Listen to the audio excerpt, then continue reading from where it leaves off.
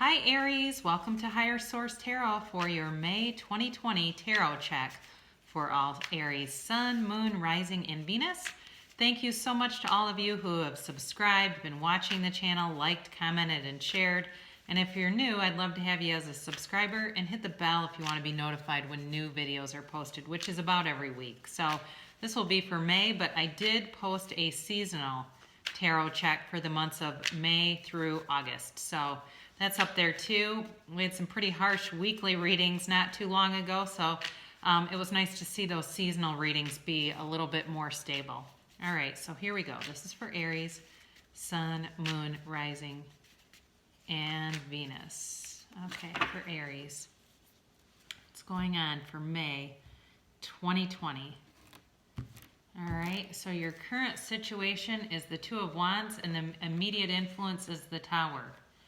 Your destiny here is the Nine of Cups. In the distant past, you have the Moon.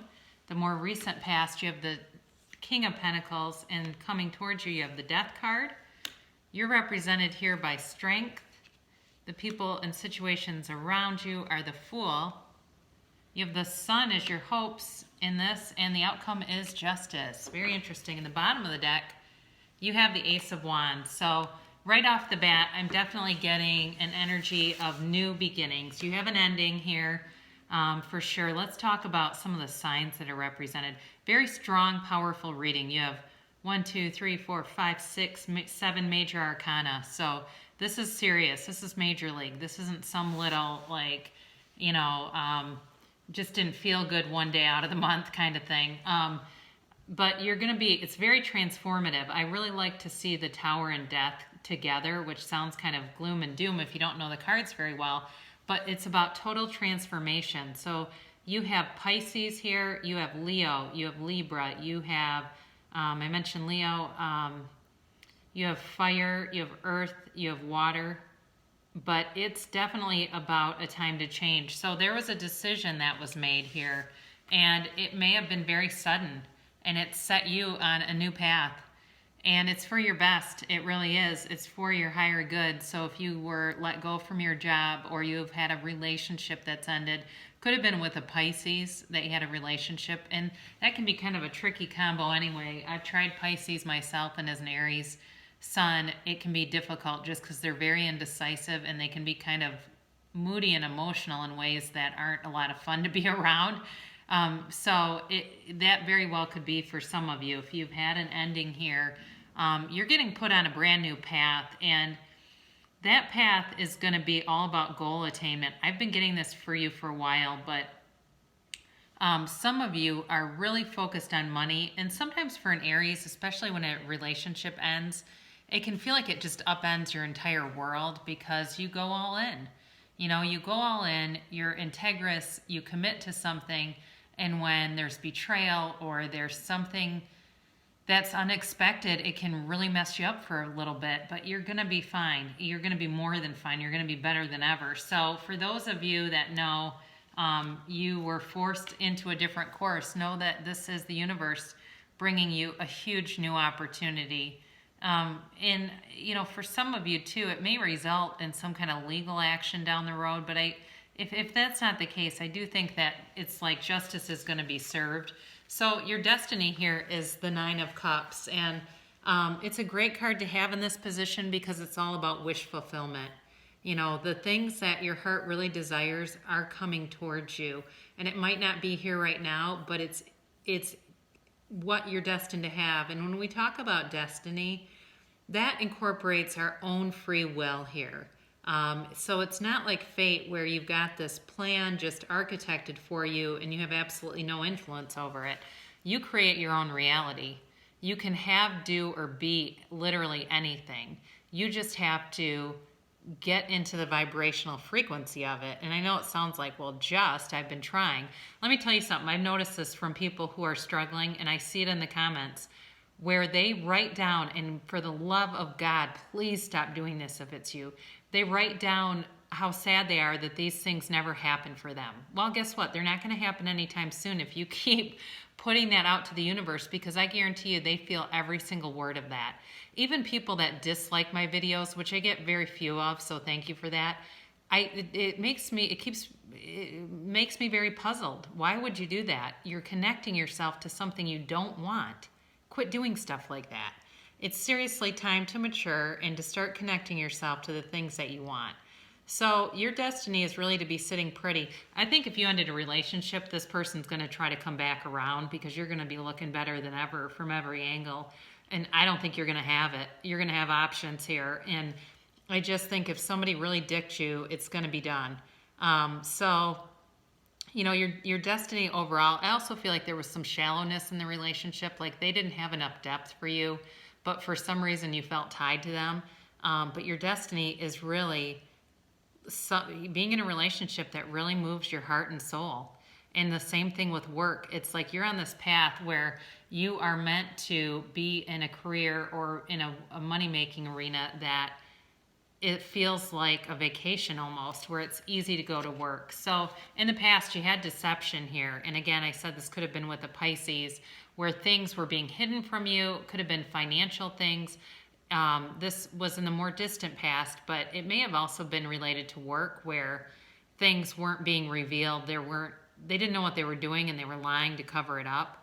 But either way, you were released from this. And I do feel like I get very strongly a relationship in this, a little more so than the work.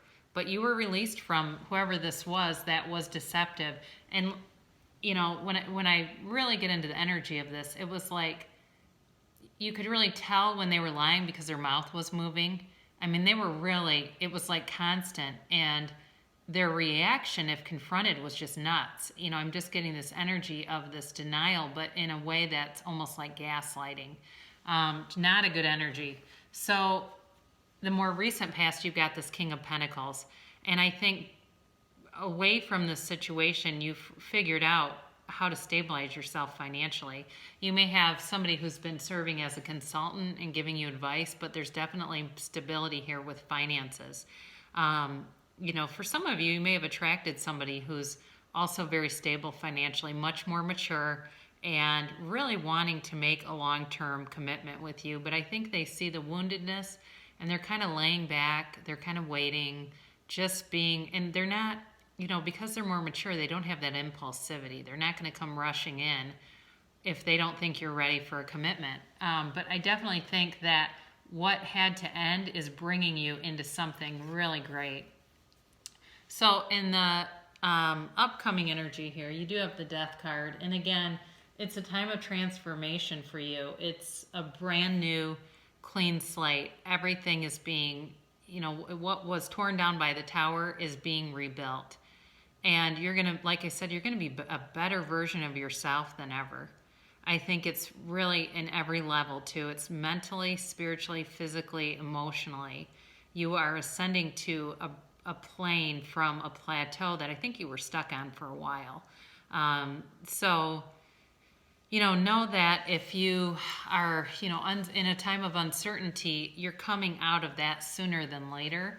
But you may need a bit of patience with it. This is you.